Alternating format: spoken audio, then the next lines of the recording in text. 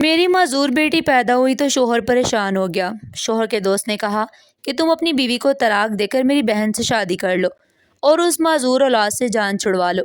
شوہر نے مجھے طلاق دے کر دوسری شادی کر لی۔ میں روتی ہوئی اپنی ماں کے گھر جانے لگی، لیکن جیسے ہی میں اپنی معذور بیٹی کو اٹھا کر باہر نکلی تو شوہر کی دوسری بیوی نے مسکرا کر مجھے ایک لفافہ دیا۔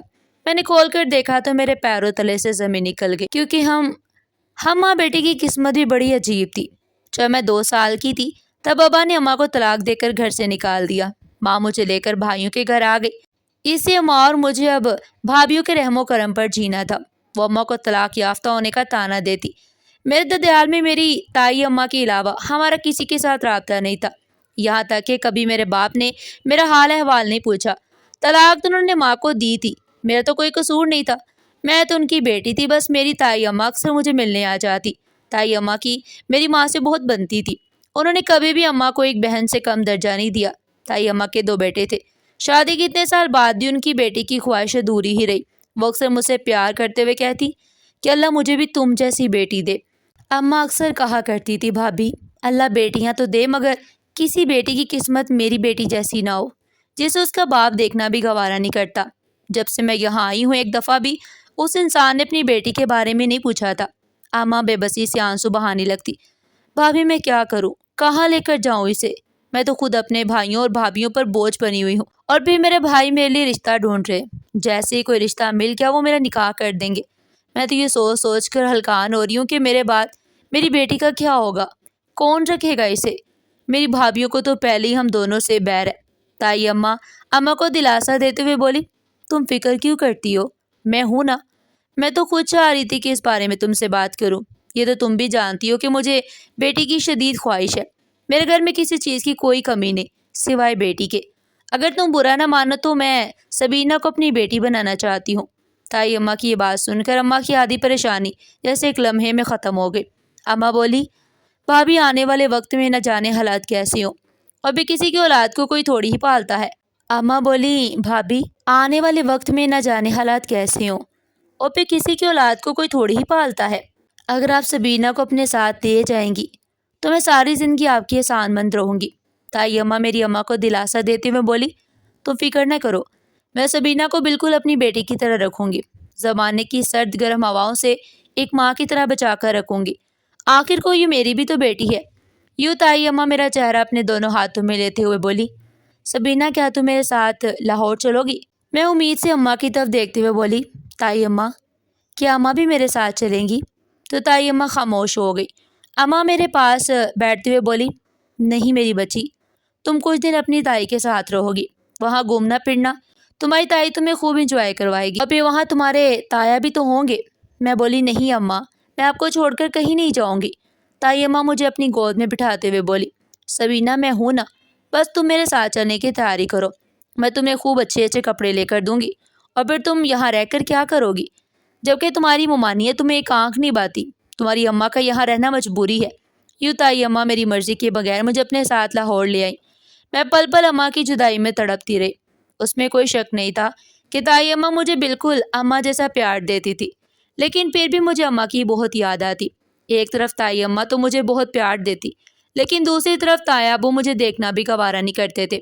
جب انہیں اس بات کا علم ہوا کہ تائی اماں مجھے اپنے ساتھ لے آئی ہیں تو وہ تائی اماں پر چلانے لگے، اسے کیوں یہاں لے آئی ہو تم اچھی طرح جانتی ہو اس کی ماں نے میرے بھائی کے ساتھ کیا کیا ہے۔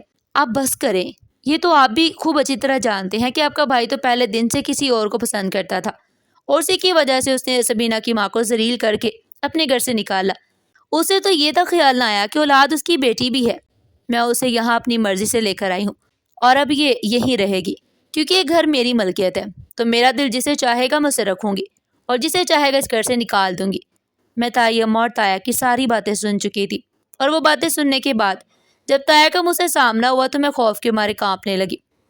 تایا نے کبھی بھی مجھ سے سگی اولاد جیسی محبت اور شفقت نہیں کی، بلکہ وہ تو مجھے نفرت امیز نظروں سے دیکھا کرتے۔ چونکہ تائی اماں کا اپنا بزنس تھا، اس لیے وہ اپنے شوہر کی محتاج نہیں تھی۔ انہوں نے بہت اچھے اسکول میں میرا داخلہ کروایا جہاں ان کے اپنے بیٹے جاتے تھے۔ وہ میری چھوٹی سے چھوٹی بات کو بہت امپورٹنس دیتی۔ اسکول سے آنے کے بعد میں سارا دن اپنے کمرے میں بند جاتی، کیونکہ جب کبھی میں نے تائی اماں کے بیٹوں کے ساتھ کھیلنے کی کوشش کی تو انہوں نے ہمیشہ مجھے دھتکار دیا۔ اس ناسمجھی کی عمر میں بھی میں اتنا تو سمجھ رہی تھی کہ یہ سب تایا کا کیا دھرا ہے۔ وہ تو چاہتی ہی نہیں تھے کہ میں اس گھر میں رہوں۔ ایک دن تائی اماں گھر سے باہر گئی ہوئی تھی تو میری اماں مجھ سے ملنے کے لیے آئی۔ تایا نے انہیں عزت دینے کی بجائے ذلیل کر کے اپنے گھر سے نکال دیا۔ اس دن میں اپنے گھٹنوں میں سر دیے بیٹھی ہچکیاں لے لے کر روتی رہی، کیونکہ نہ تو مجھے ماں کی قربت نصیب تھی اور نہ ہی باپ کی شفقت۔ مجھے ایسے لگتا تھا کہ میں دنیا کی ہر خوشی سے محروم ہوں۔ ان سب کے درمیان میں اپنا قصور تلاش کرتی تھی۔ آخر میرا قصور کیا ہے جو مجھے یہ سب سہنا پڑ رہا ہے؟ دنیا میں میرے پاس ایک واحد رشتہ ماں کا ہی تھا، اس نے بھی مجھے اپنے سے دور کر دیا۔ تایا نے مجھے سختی سے منع کیا۔ اگر یہ بات تم نے اپنی تائی اماں کو بتائی کہ تمہاری ماں یہاں آئی تھی تو میں تمہارا بہت برا حال کروں گا اور پھر کبھی بھی تمہیں تمہاری ماں کی شکل تک نہیں دیکھنے دوں گا۔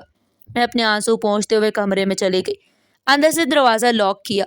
میرے اندر جو آنسوؤں کا سمندر ٹھاٹے مارا تھا وہ سارے آنسو اس دن باہر آ گئے۔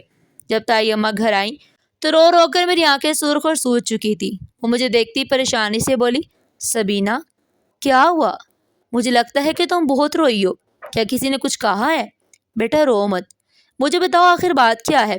اگر کسی نے تم سے کچھ کہا ہے تو میں ابھی اسے پوچھوں گی۔ میں بولی، نہیں تائی اماں، بس اماں کی یاد آ رہی تھی۔ تائی اماں پیار اور شفقت سے مجھے اپنے سینے سے لگاتے ہوئے بولی، میری بچی اس میں رونے والی کون سی بات ہے؟ جس دن تمہیں اسکول سے چھٹی ہوگی اس دن تمہیں تمہاری اماں سے ملوانے لے چلوں گی۔ اب رونا بند کرو اور اٹھ کر منہ ہاتھ دھو کر باہر آؤ۔ جیسے میں منہ ہاتھ دھو کر باہر ٹی وی لاؤنج میں آئی تو وہاں کچھ مہمان آئے ہوئے تھے۔ میں واپس کمرے میں جانے کے لیے مڑی تو تائی اماں بولی، سبینہ یہاں میرے پاس آؤ۔ میں آہستہ آہستہ قدم اٹھاتے ہوئے تائی اماں کے پاس گئی۔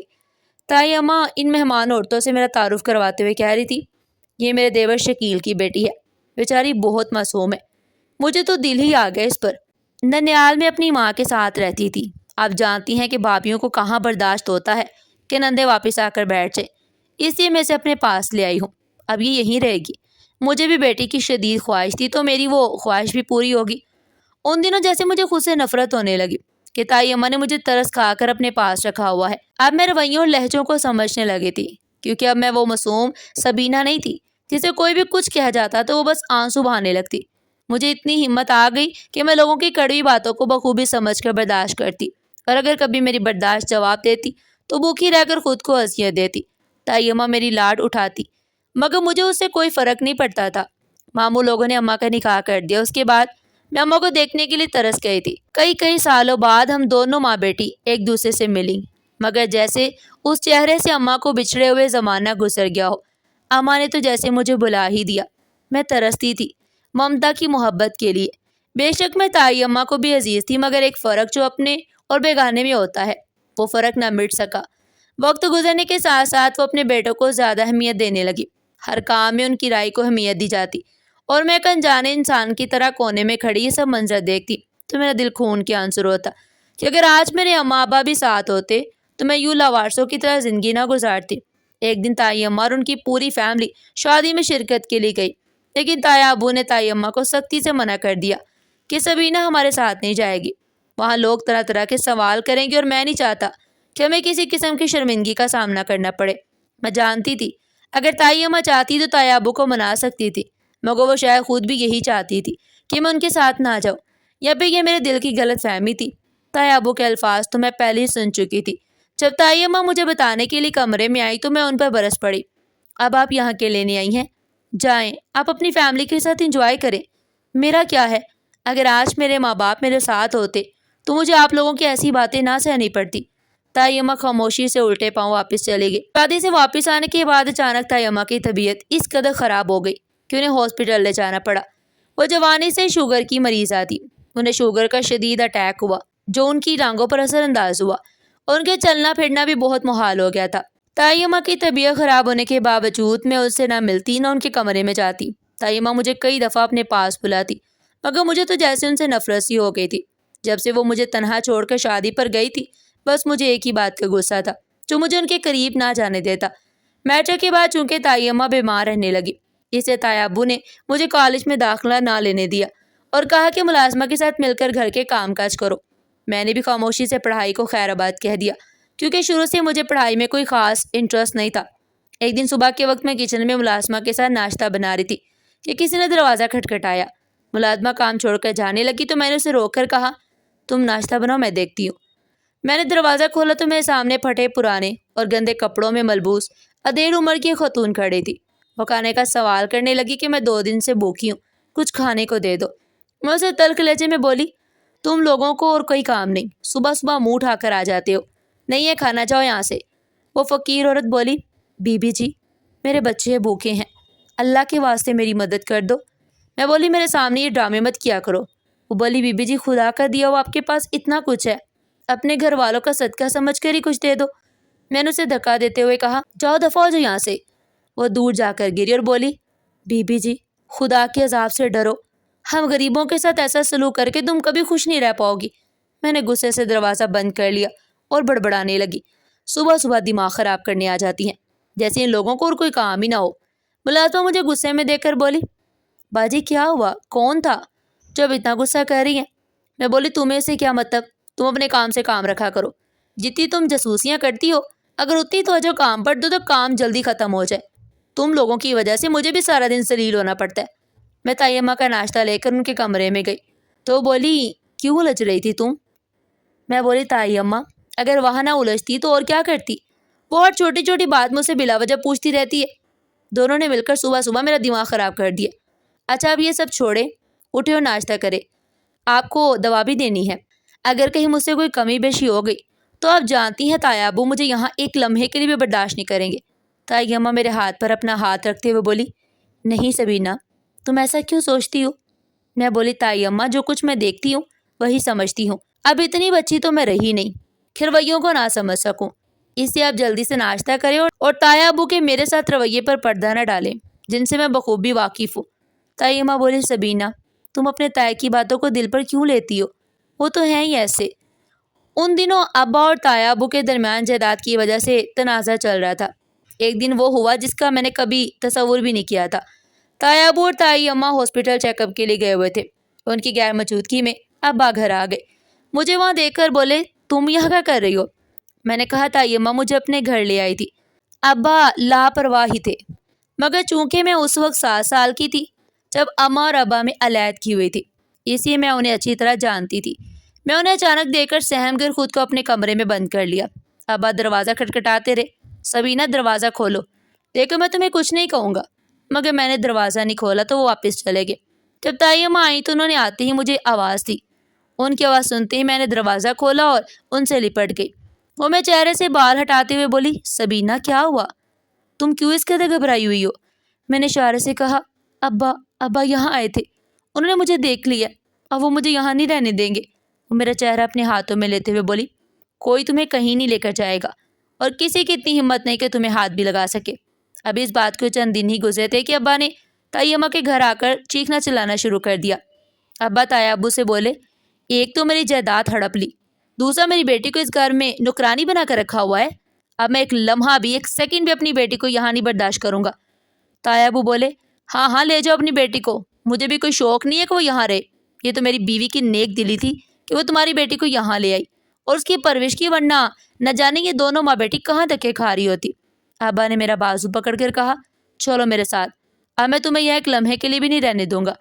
میں اپنا بازو چھڑاتے ہوئے بولی، چھوڑے مجھے، تائی اماں کے پاس ہی رہوں گی میں، نہیں جانا مجھے کہیں، نہیں جانا آپ کے ساتھ، مجھے آپ کی ضرورت نہیں ہے، جب مجھے آپ کی ضرورت تھی تب آپ کہاں تھے؟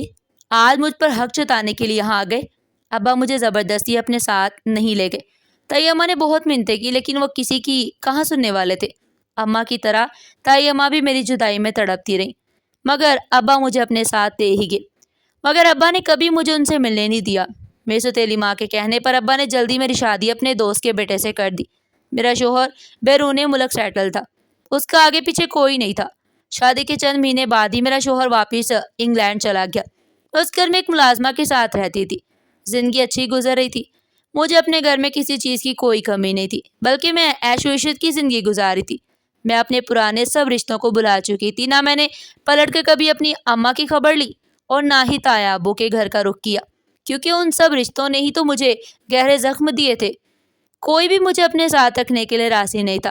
میں ان سب کو بھلا کر اپنی نئی زندگی میں آگے بڑھ چکی تھی، جس میں صرف میں اور میرا شوہر تھا۔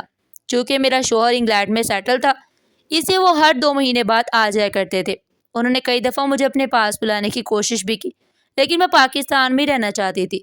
اس دفعہ جب میرے شوہر آئے تو میں نے کھانے کا خاص اہتمام کیا۔ میں نے ہر وہ ڈش بنوائی جو انہیں پسند تھی۔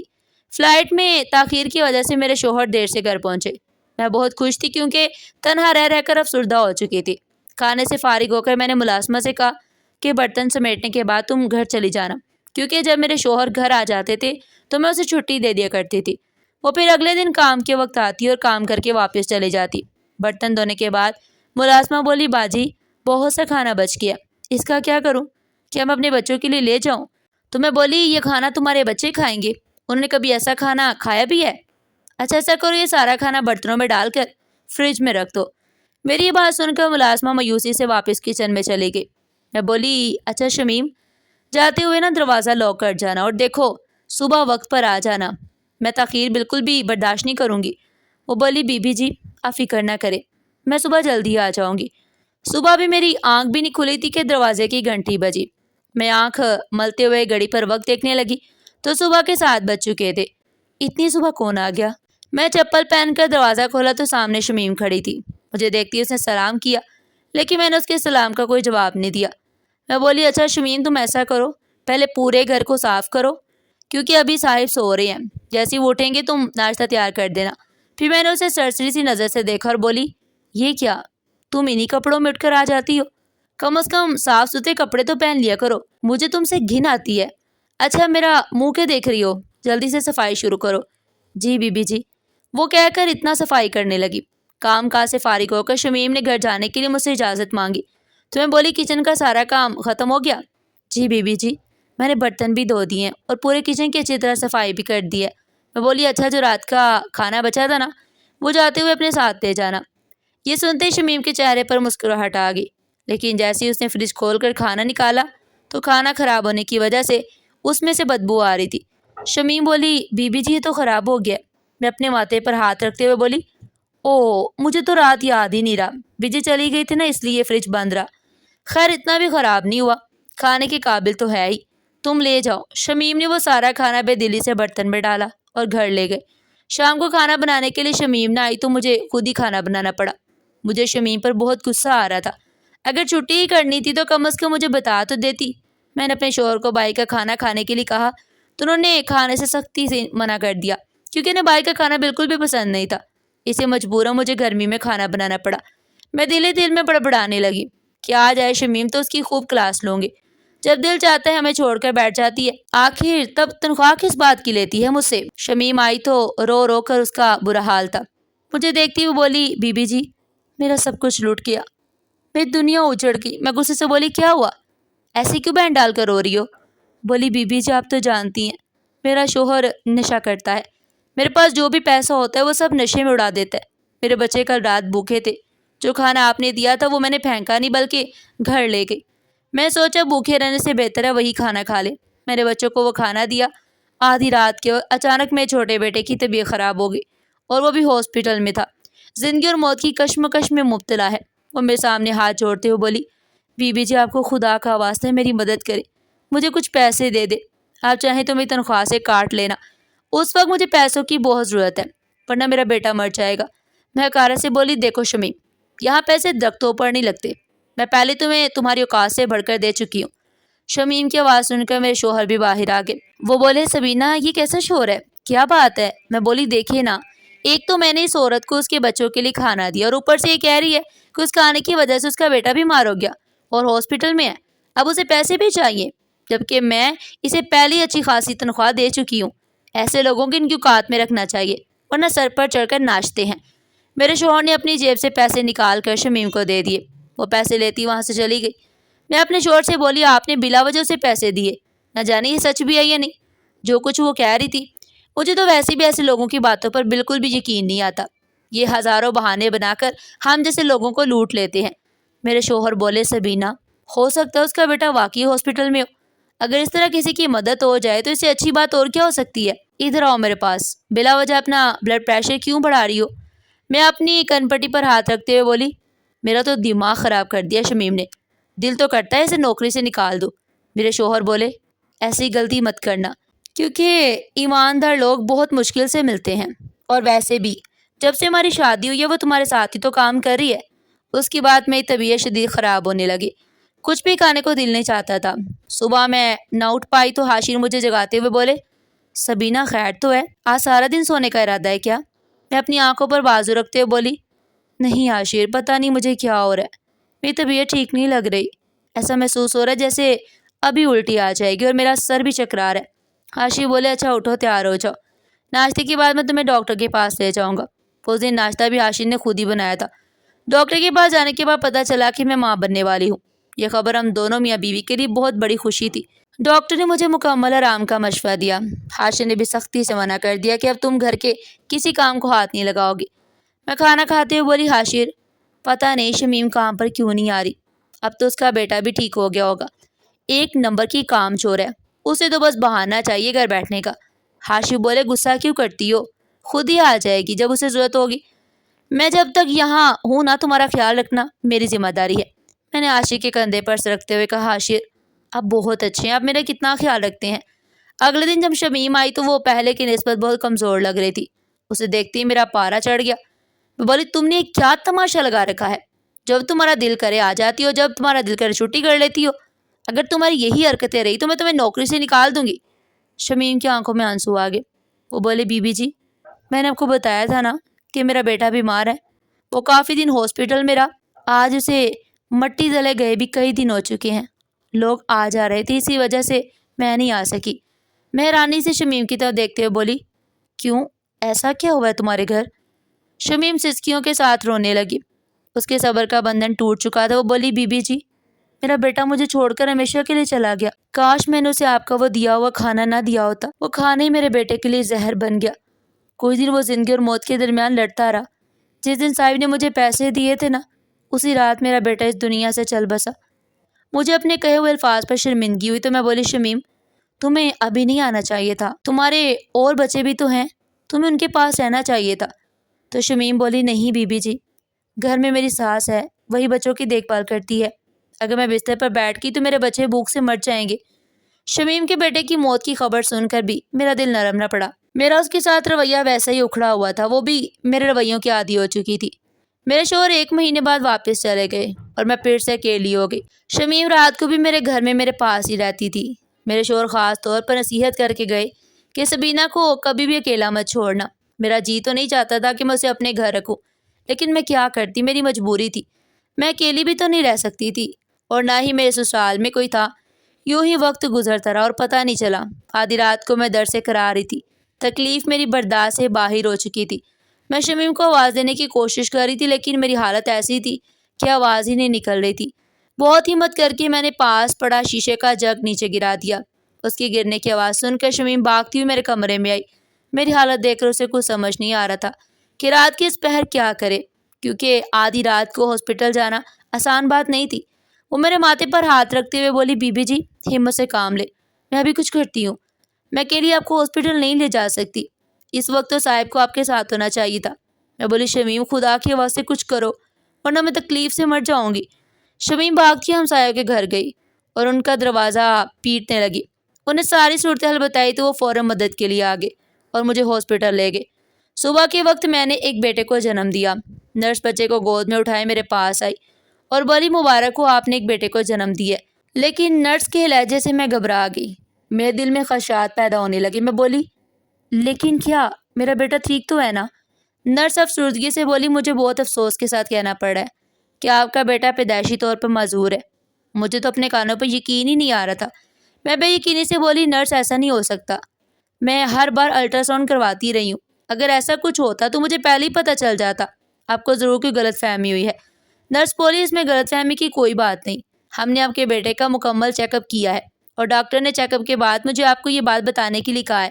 مجھے سمجھ نہیں آ رہا تھا کہ میں بیٹا ہونے کی خوشی مناؤں یا اس کے معذور ہونے کا غم۔ میں نے اپنے شوہر کو فون پر بیٹے کی خوشخبری دی تو وہ بہت خوش ہوئے اور اگلے ہفتے پاکستان آ گئے، لیکن جیسے انہیں پتہ چلا کہ ان کا بیٹا پیدائشی طور پر معذور ہے تو ان کی خوشی غم میں بدل گئی۔ انہوں نے شہر اور شہر سے باہر کوئی ایسا ڈاکٹر نہیں چھوڑا جسے اپنے بیٹے کا علاج نہ کروایا ہو، مگر خدا کو شاید کچھ اور ہی منظور تھا۔ 2 مہینے بعد میرا بیٹا ہمیں ہمیشہ کے لیے چھوڑ کر اس دنیا سے چلا گیا۔ میں پھر سے تنہا ہو گئی۔ اس کے چلے جانے کے بعد میں بہت چڑچڑی ہو گئی تھی، ہر وقت پریشان رہتی، کسی سے بھی بات کرنے کو دل نہیں چاہتا تھا۔ خود کو ہر وقت کمرے میں بند رکھتی تھی۔ میری بیٹے کی صورت ایک لمحے کے لیے بھی میری آنکھوں سے اوجھل نہیں ہوتی تھی۔ میں ہر وقت اسے یاد کر کے روتی۔ میرے شوہر کہتے سبینہ اگر ایسا ہی رہا تو میں تمہیں چھوڑ کر واپس کیسے جاؤں گا؟ مجھے تمہاری فکر لاحق رہتی ہے۔ میں بولی آپ فکر نہ کریں، یہ زخم بھی وقت کے ساتھ بڑھ جائے گا۔ میرے شوہر بولے سبینہ میں سوچ رہا ہوں کہ یہیں کوئی چھوٹا سا کاروبار شروع کر لو۔ میں بولی جیسے آپ کو بہتر لگے۔ میرے لیے تو اس سے بہتر اور کیا ہو سکتا ہے کہ آپ ہمیشہ کے لیے میرے پاس آ جائیں۔ میرے شوہر ہمیشہ کے لیے پاکستان آ گئے، یہیں اپنا کاروبار شروع کر لیا۔ دیکھتے ہی دیکھتے ان کے بزنس نے بہت ترقی کر لی۔ اللہ نے پھر مجھے اولاد کی خوشخبری دی اور میں دوبارہ امید سے ہو گئی۔ ہاشم میرا بہت خیال رکھتے، ہر وقت شمیم کو ہدایت دیتے رہتے۔ شمیم بھی میری خوب خدمت کرتی اور ماں کی طرح ہر وقت میرے ساتھ رہتی۔ ایک دن صبح ہاشم مجھے یہ کہہ کر گھر سے نکلے کہ میں رات دیر سے آؤں گا، اس سے تم شمیم کو اپنے پاس ہی رکھنا۔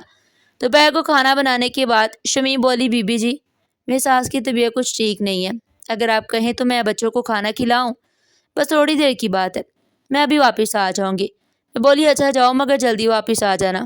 شمیم ہاں میں سر ہلاتے ہوئے چلی گئی۔ اس کے جانے کے بعد تھوڑی دیر بعد مجھے پیاس لگنے لگی، میرا حلق خشک ہو گیا۔ میں نے پاس کے جگ میں پانی دیکھا تو وہ خالی تھا۔ میں سوچنے لگی اب تو کچن میں جانا ہی پڑے گا۔ اپنے کمرے سے نکل کر کچن کی طرف گئی تو میں نے جو منظر دیکھا اسے دیکھ کر میرا غصہ 7ویں آسمان پر پہنچ گیا۔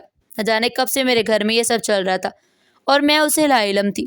میں چیخ کر بولی شمیم یہ تم کیا کر رہی ہو؟ شمیم کے ہاتھ وہیں رک گئے، اسے میرے آنے کی خبر تک نہ ہوئی، وہ اپنے کام میں لگی ہوئی تھی۔ میری آواز سن کر وہ مجھے دیکھ کر گھبرا گئی، بولی بی بی جی مجھے معاف کر دے، میرے گھر میں کھانے کو کچھ نہیں تھا، میرے بچے بھوکے ہیں، اسے میں نے سوچا آپ سے چھپ کر تھوڑا سا کھانا لے جاؤ یا کہ پیٹ کی آگ بجھ سکے۔ میں بولی شمیم وہ تمہارے بچے ہیں، ہماری ذمہ داری نہیں، نہ جانے تم کب سے یہاں سے چوری چھپے کھانا لے کر جاتی رہی ہو۔ شمیم بولی بی بی جی قسم لے لے آج سے پہلے کبھی میں نے ایسی حرکت نہیں کی، اپنے بچوں کی حالت مجھ سے دیکھی نہیں جاتی، بہت مجبوری میں قدم اٹھایا۔ میں اچھی طرح جانتی تھی کہ اگر میں آپ سے کھانے کا سوال کرتی تو آپ مجھے کبھی بھی کھانا لے جانے نہ دیتی۔ میں بولی اچھا تو کیا تم اس گھر کی مالکن ہو؟ جو جو چیز تمہارا دل چاہے اٹھا کر لے جاؤ، آنے دو تمہارے صاحب کو، میں ان سے بات کرتی ہوں، تمہیں آج اس نوکری سے نکال دوں گی۔ شمیر میرے پاؤں پکڑ کر بیٹھ گئی۔ بی بی جی ایسا مت کرے، میرے چھوٹے چھوٹے بچے ہیں، اگر نوکری بھی مجھ سے چھین گئی تو میرے بچوں کا کیا ہوگا؟ وہ تو بھوک سے مر جائیں گے۔ پھر وہ جلدی سے کھانا واپس برتن میں انڈیلتے ہوئے بولی یہ رہا آپ کا کھانا، میں آپ سے وعدہ کرتی ہوں آج کے بعد کبھی بھی آپ سے پوچھے بغیر کسی چیز کو ہاتھ نہیں لگاؤں گی۔ میں بولی اٹھو یہ کھانا لو اور دفع ہو جائے یہاں سے، میں مزید بحث کے موڈ میں نہیں ہوں، صبح آ جانا، جو بھی تمہارا حساب کتاب ہوا میں دے دوں گی، اس کے بعد جہاں مرضی نوکری کرنا، مجھے ایسی ملازمہ نہیں چاہیے جو میری پیٹھ پیچھے میرے گھر سے چیزیں چراتی پھرے، جاؤ یہاں سے دفع ہو جاؤ۔ شمیم میرے سامنے ہاتھ جوڑ کر منتیں کرتی رہی کہ مجھے نوکری سے نہ نکالے، میرے چھوٹے چھوٹے بچے ہیں ان پر رحم کرے، مگر میں نے اس کی ایک نہ سنی، اسے دھکے دے کر گھر سے نکال دیا۔ اگلے دن میں نے اپنے شوہر کو شمیم کی اس حرکت کے بارے میں بتایا تو وہ بولے سبینہ تم اس بات کو اتنا بڑا مسئلہ کیوں بنا رہی ہو؟ اس نے بھی بہت مجبوری میں قدم اٹھایا ہوگا۔ میں بولی ہاشم مجھے کچھ نہیں سننا، میں فیصلہ کر چکی ہوں کہ اب میں اسے گھر میں نہیں رکھوں گی، وہ آئے گی تو آپ اس کا حساب کتاب کر کے اسے یہاں سے رفع دفع کریں، جہاں مرضی نوکری کرنا، مجھے ایسی ملازمہ نہیں چاہیے، تو آپ اس کا حساب کتاب کر کے اسے یہاں سے رفع دفع کریں، اور خبردار اگر آپ نے ذرا بھی اسے ہمدردی کی۔ میں نے شمیم کو اس گھر سے نکالنے کے بعد ایک نئی ملازمہ رکھ لی جو شمیم کے مقابلے میں کافی مختلف تھی۔ ہر کام مجھے اسے بار بار سمجھانا پڑتا تھا، میرے کہنے کے باوجود بھی وہ ہر کام میں اپنی مرضی چلاتی اور کوئی ڈھنگ سے نہ کرتی کام۔ گزرتے وقت کے ساتھ میں نے پھر ایک بیٹے کو جنم دیا۔ جب مجھے ہوش آیا تو میں اپنے دائیں بائیں دیکھنے لگی مگر میرے پاس کوئی بھی نہیں تھا۔ میں نے آواز دے کر نرس کو بلایا، پوچھا نرس میرا بچہ کہاں ہے؟ نرس خاموش رہی۔ میں چیخ کر بولی میں نے پوچھا ہے میرا بچہ کہاں ہے؟ تو نرس بولی آپ کا بچہ پیدائشی طور پر معذور تھا اور پیدائش کے فوراً بعد فوت ہو گیا۔ میں رونے لگی اور بولی نرس پلیز مجھے میرا بچہ دکھاؤ، میں اسے ایک بار دیکھنا چاہتی ہوں۔ نرس بولی لیکن آپ کا بچہ تو آپ کے شوہر تدفین کے لیے لے گئے ہیں۔ کچھ دیر بعد میرے شوہر آئے تو وہ غصے اور بیزاری سے بولے تمہارے یہاں معذور بچے ہی کیوں پیدا ہوتے ہیں؟ کیا میں کبھی بھی تندرست اولاد کی خوشی نہیں دیکھ پاؤں گا؟ میں بولی ہاشی جی میرے بس کی بات تو نہیں ہے، آپ کو کیا لگتا ہے کہ مجھے اس بات کا کوئی دکھ نہیں؟ میں نے اپنی اولاد کھوئی ہے اور ایک ماں سے بڑا دکھ اور کسی کو نہیں ہو سکتا۔ اس دن کے بعد میرے شوہر مجھ سے سیدھے منہ تک بات نہ کرتے، ہم دونوں ایک دوسرے کے لیے ایسے ہو گئے تھے جیسے ایک ہی چھت کے نیچے دو اجنبی رہتے ہوں۔ وہ آدھی رات کو گھر آتے اور جب میں ان سے دیر سے آنے کی شکایت کرتی تو بتا نہ دیتے کہ کس کے لیے جلدی گھر آؤں۔ کیا مجھے اس گھر میں پکارنے کے لیے یہ بچے ہیں جو کہیں بابا جلدی گھر آیا کریں۔ میں بولے حاشر ابھی تو ہماری پوری زندگی پڑی ہے اور اللہ کی رحمت سے مایوس نہیں ہوتے، ہو سکتا ہے آنے والا وقت ہماری اولاد کی خوشیاں لے کر آئے۔ میں تیسری بار ماں بننے والی تھی۔ گزرتے وقت کے ساتھ مجھے بہت سے وسوسوں اور اندیشوں نے گھیر لیا تھا۔ مجھے ڈر تھا کہ اس بار بھی میرے ساتھ وہی نہ ہو جو پہلے ہو چکا ہے۔ میں سجدوں میں رو رو کر اپنے رب سے دعا کرتی کہ مجھے صحت مند اولاد عطا فرما، جتنا ہو سکتا استغفار کرتی، باقاعدگی سے 5 وقت کی نماز پڑھتی تاکہ آنے والا وقت میرے لیے بہتر ہو، مگر ہونے کو کون ٹال سکتا ہے۔ تیسری بار میں نے ایک معذور بچی کو جنم دیا جو ذہنی طور پر بھی معذور تھی۔ جب میرے شوہر کو اس بات کا علم ہوا تو انہوں نے مجھے گھر سے نکال دیا۔ پہلے کسی دوسری عورت کے ساتھ تعلق میں تھے اور بعد میں اسی سے نکاح کر لیا۔ انہوں نے مجھے اپنی زندگی سے بھی نکال دیا اور گھر سے بھی بے دخل کر دیا۔ میں نے اپنے شوہر کو بہت واسطے دیے کہ میں آپ سے کچھ نہیں مانگوں گی، بس نوکرانی بن کر رہ لوں گی، مگر مجھے اس گھر سے نہ نکالے۔ لیکن اس انسان نے میری ایک نہ سنی۔ اس نے مجھ پر ترس کھایا، نہ ہی اپنی معذور بیٹی پر۔ اس نے یہ تک نہ سوچا کہ میں اس ننھی سی جان کو لے کر کہاں جاؤں گی۔ تو کوئی اور ٹھکانہ بھی نہیں تھا کیونکہ میں اپنے تمام پرانے رشتے ختم کر چکی تھی۔ اب اگر میں ان کے پاس جاتی تو بھی کس منہ سے؟ میں اپنی بیٹی کو سینے سے لگائے سڑکوں پر اجنبی لوگوں کے درمیان بے مقصد چلتی جا رہی تھی، جبکہ مجھے اپنی منزل کا کوئی اتا پتہ نہیں تھا۔ محلے کی کچھ عورتوں نے کہا کہ تمہیں کسی بزرگ کی بد دعا لگی ہے۔ میں اپنے ذہن پر زور دیتے ہوئے سوچنے لگی کہ میں نے تو کبھی کسی بزرگ کے ساتھ کوئی برا سلوک نہیں کیا، پھر مجھے یہ سب کیوں بھگتنا پڑ رہا ہے؟ چلتے چلتے جب میں تھک جاتی تو اپنی بیٹی کو سینے سے لگا کر وہیں بیٹھ جاتی۔ شام کے سائے ڈھل چکے تھے، مسلسل چلنے کی وجہ سے میرے پاؤں میں چھالے پڑ چکے تھے۔ اب مجھ میں مزید چلنے کی ہمت نہیں تھی۔ میں سوچنے لگی کہ اب کہاں جاؤں؟ مجھے تو کوئی چھت بھی میسر نہیں تھی۔ میں نے اللہ کو پکارا، اسے مدد مانگی اور اپنی بیٹی کو سینے سے لگائے وہیں سو گئی۔ جب صبح میری آنکھ کھلی تو میرے قدموں تلے سے زمین نکل گئی، کیونکہ میرے اوپر سائے کیے جو عورت کھڑی تھی وہ کوئی اور نہیں بلکہ شمیم تھی۔ جیسے ہی سورج کی کرنیں میں چہرے پر پڑی تو میں ایک دم سے چونک کر اٹھ بیٹھی۔ شمیم بولی بی بی جی آپ یہاں کیا کر رہی ہیں؟ میں شمیم کو جواب دیے بغیر بولی شمیم تم یہاں کیسے؟ کیا تمہارا گھر یہی ہے؟ شمیم بولی نہیں بی بی جی، میرا گھر ہے یہاں سے کچھ فاصلے پر، میں تو ساتھ والے بنگلے میں کام کرتی ہوں، لیکن آپ یہاں اس حال میں کیسے؟ میں دکھ بھرے لہجے میں بولی شمیم شاید مجھے تمہاری ہی آہ لگی ہے جو آج میں اس حال میں پہنچ گئی ہوں۔ میرے شوہر نے مجھے طلاق دے کر گھر سے بے دخل کر دیا ہے کیونکہ معذور بچے پیدا کرنے میں شاید میرا ہی قصور تھا۔ میں شمیم کے سامنے ہاتھ جوڑ کر روتے ہوئے بولی شمیم میں جانتی ہوں میں نے تمہارے ساتھ بہت برا سلوک کیا، تمہاری غربت کا مذاق اڑایا، تمہارے ساتھ ظلم و زیادتی کی اور شاید یہ اسی کی سزا ہے جو آج میں بھگت رہی ہوں۔ شمیم بولی نہیں بیوی جی، خدا گواہ میں نے کبھی بھی نہیں آپ کو بد دعا دی، پھر میری آہ آپ کو کیسے لگ سکتی ہے؟ چلے آئیں آپ نے کہاں جانا ہے؟ میں آپ کو چھوڑ دیتی ہوں۔ میں بولی شمیم میرا تو کوئی ٹھکانہ ہی نہیں ہے، میں کہاں جاؤں گی؟ شمیم میری بیٹی کو اپنی گود میں لیتے ہوئے بولی اور جب تک آپ کا دل چاہے آپ میرے گھر میں رہ سکتی ہیں۔ میں جانتی ہوں میرا گھر آپ کی شان کے مطابق نہیں، لیکن اتنا ضرور جانتی ہوں کہ 2 وقت کی روٹی آپ کو کھلا سکتی ہوں۔ میں شمیم کے ساتھ اس کے گھر چلی گئی، لیکن جیسے ہی میں نے گھر کے اندر قدم رکھا تو میرے پاؤں وہیں رک گئے۔ یہ تو وہی عورت تھی جو ایک دن میرے دروازے پر کھانا مانگنے آئی تھی۔ مجھے دیکھتی پہچان گئی۔ میں شرمندگی کے مارے اس کے سامنے نظر تک نہ اٹھا سکی۔ میں بولی ماں جی میں نے بہت برا کیا آپ کے ساتھ، ہو سکے تو خدا کی رضا کے لیے مجھے معاف کر دے۔ مجھ سے کسی نے کہا ہے کہ مجھے کسی بزرگ کی بد دعا لگی ہے۔ پہلے تو مجھے یاد نہیں آ رہا تھا کہ میں نے کسی بزرگ کے ساتھ کبھی کوئی برا سلوک کیا ہو، لیکن آپ کو دیکھتی مجھے احساس ہوا کہ شاید مجھے آپ کی ہی بد دعا لگی ہے۔ وہ جو شمیم کی ساس تھی بولی بیٹی میں نے کبھی تمہیں بد دعا نہیں دی، لیکن دل سے آ تو نکل ہی جاتی ہے، خاص طور پر تب جب کوئی انسان کسی مجبور کے ساتھ برا سلوک کرے۔ میرے بچے بھوکے تھے، ان کی بھوک مٹانے کے لیے میں تمہارے دروازے پر دستک دینے گئی۔ میں بولی ماں جی مجھے اپنی غلطی کا احساس ہو چکا ہے، آپ مجھے معاف کر دے، شاید آپ کی معافی سے اللہ بھی مجھے معاف کر دے، کیونکہ سب سے پہلے بندوں کے حقوق کے بارے میں پوچھا جائے گا۔ اگر بندہ معاف نہ کرے تو اللہ کی معافی بھی مشکل ہو جاتی ہے۔ وہ بولی بیٹی میں نے تمہیں دل سے معاف کیا ہے۔ پھر انہوں نے میری بیٹی کو گود میں لیتے ہوئے کہا میرے ساتھ چلو۔ وہ مجھے ایک بزرگ عالم کے پاس لے گئے۔ اس بزرگ نے میری بیٹی پر دم کیا اور آئندہ بھی لانے کا کہا۔ دیکھتے دیکھتے میری بیٹی کی حالت بہتر ہونے لگی، اب وہ باتوں کو سمجھنے لگی تھی اور ایک عام بچے کی طرح ریئیکٹ کرتی تھی۔ میں اپنی بیٹی کی صحت بہتر ہوتے دیکھ کر بہت خوش تھی۔ ایک دن میں نے شمیم کی ساس سے کہا ماں جی اب مجھے جانا چاہیے۔ وہ بولی لیکن تم جاؤ گی کہاں؟ میں بولی ماں جی کہیں بھی چلی جاؤں گی، میں مزید کسی پر بوجھ نہیں بننا چاہتی، مجھے نہیں معلوم آپ لوگ اپنا گزارا کس طرح کرتے ہیں۔ شمیم بولی بی بی جی آپ کو کہیں بھی جانے کی کوئی ضرورت نہیں ہے، آپ اس ننھی سی بچی کو لے کر کہاں بھٹکیں گی؟ جب اللہ ہمیں رزق دے رہا ہے تو آپ کا حصہ بھی اسی میں شامل ہے۔ ان لوگوں نے مجھے کہیں جانے نہ دیا۔ میں نے اپنے پاس موجود زیورات بیچ کر گھر میں ایک چھوٹا سا کاروبار شروع کیا، جس میں شمیم نے میرا بھرپور ساتھ دیا۔ وقت کے ساتھ ہمارا کاروبار بڑھتا چلا گیا اور کئی عورتیں ہمارے ساتھ کام کرنے لگی۔ شمیم کے بچے اور میری بیٹی ایک ہی اسکول میں پڑھنے لگے۔ پہلے مجھے لگتا تھا کہ دولت ہی سب کچھ ہے اور میں اپنی دولت پر غرور کرتی تھی، مگر اللہ نے مجھے اولاد کے ذریعے میری غلطیوں کا احساس دلایا۔ اب اگرچہ میں پہلے جیسی مالدار نہیں ہوں، لیکن میرے دل میں خوف خدا ہے۔